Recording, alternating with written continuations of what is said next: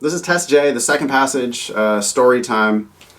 The two passages discuss recent scientific research on music. They are adapted from two different papers presented at a scholarly conference. Okay, so they helpfully tell you the source of the two passages. They don't always do that on comparative reading.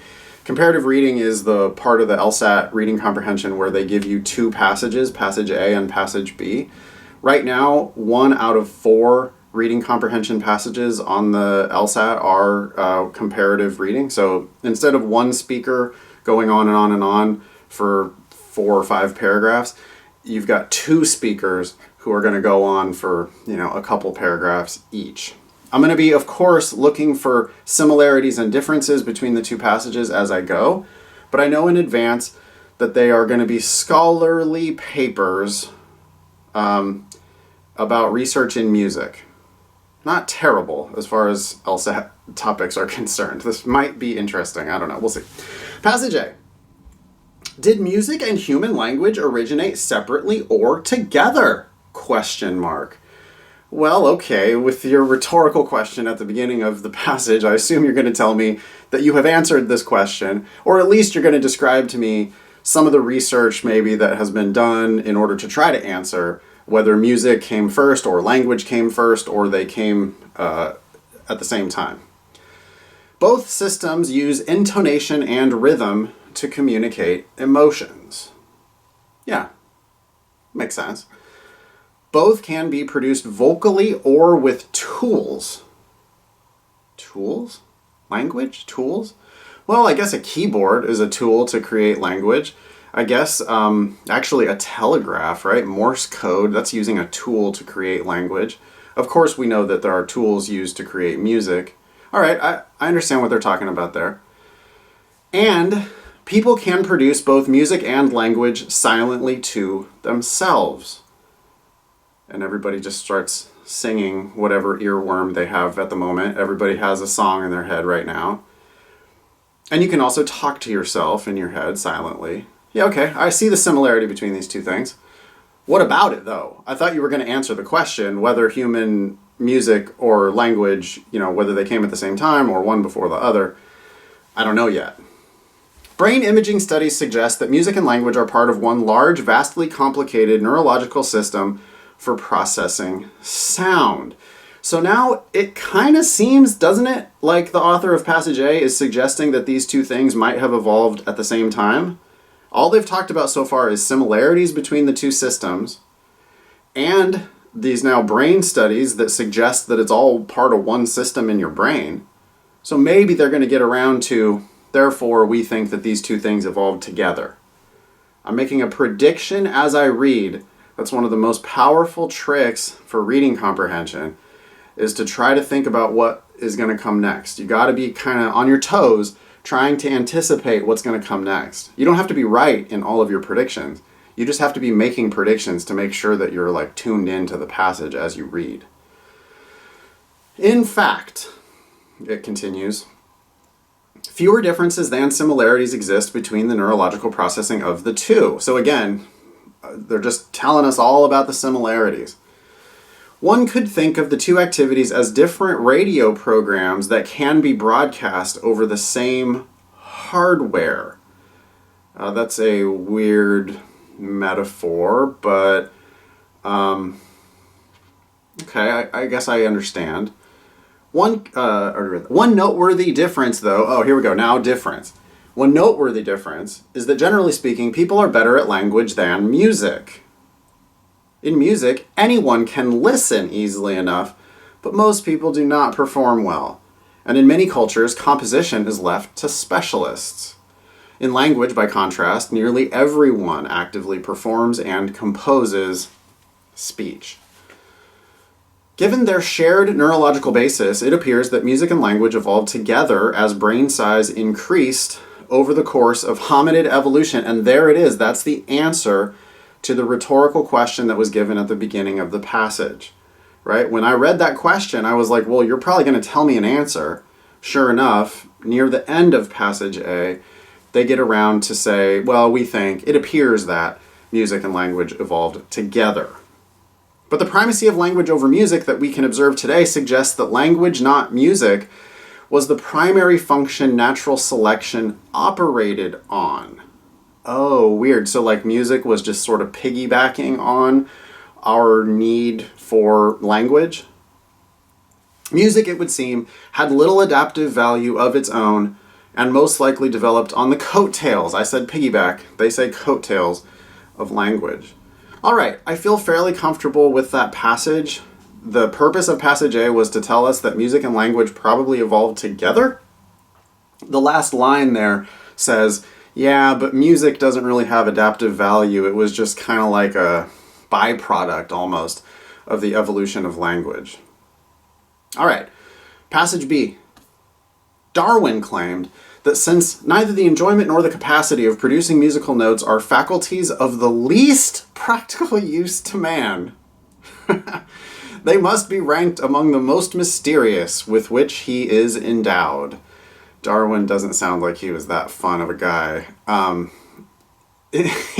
He does seem to be echoing what passage A said, however, right? That like, well, I mean, we don't know what Darwin thinks about whether music and language evolved together, but we do know that Darwin is curious why we even have musical abilities. Darwin thinks that there is no possible adaptive value in having musical ability. All right.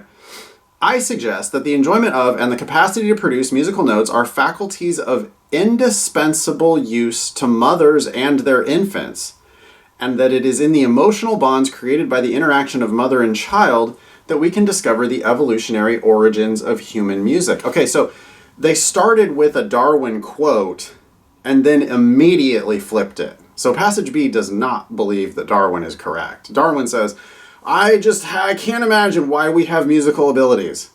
And then in the very next sentence, passage B goes, well, actually, it is a clear evolutionary advantage. It has something to do with the interaction between mother and child.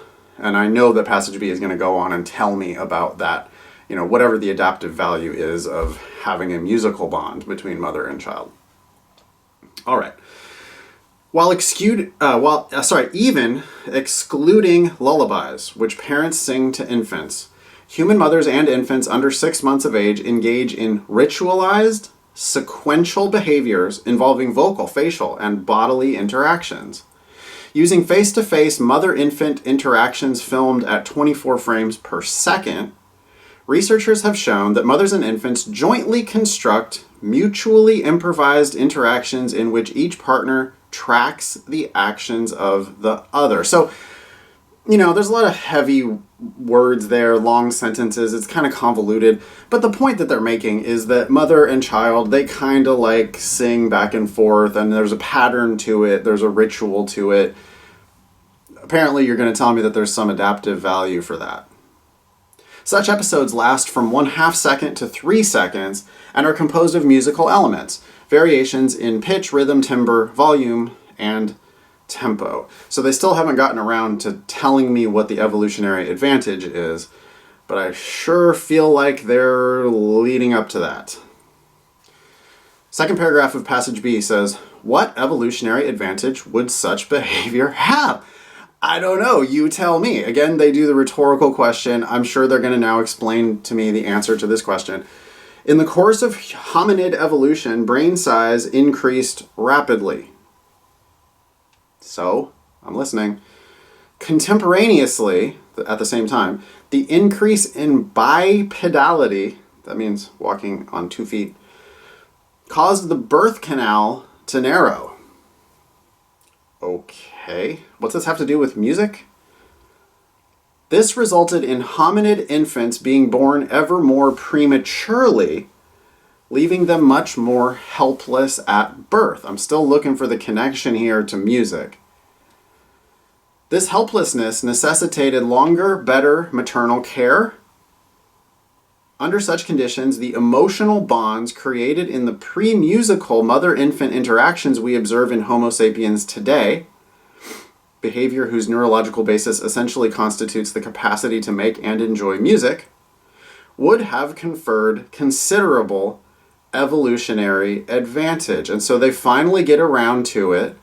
And basically, forgive me if this is overly cynical, but basically, if mother and child didn't have this little musical bond, the mother might just leave the child on the ground and walk away.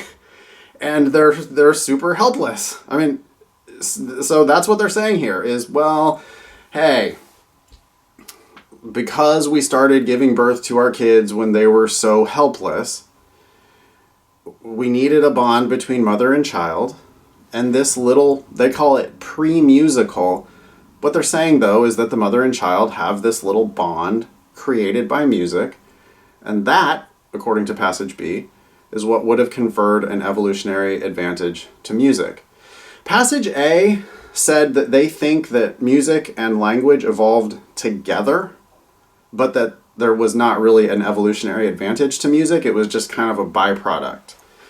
Passage B didn't take any position on whether music came first or language came first or they evolved together. But passage B did say that there is an evolutionary advantage to music, which is the exact opposite of what passage A said. All right, that's what I got. I didn't memorize the passage. It's not like I could recreate both passages completely, but I have a pretty good idea what the main point is of each of the two passages, and I did notice that they have a difference. Passage A seemingly thinks that there's not really an evolutionary advantage to music, or at least it was secondary to the development of language, which obviously provides an evolutionary advantage. Passage B said, no, music by itself, because of the mother-child interaction, would have provided an evolutionary advantage. That's what I got.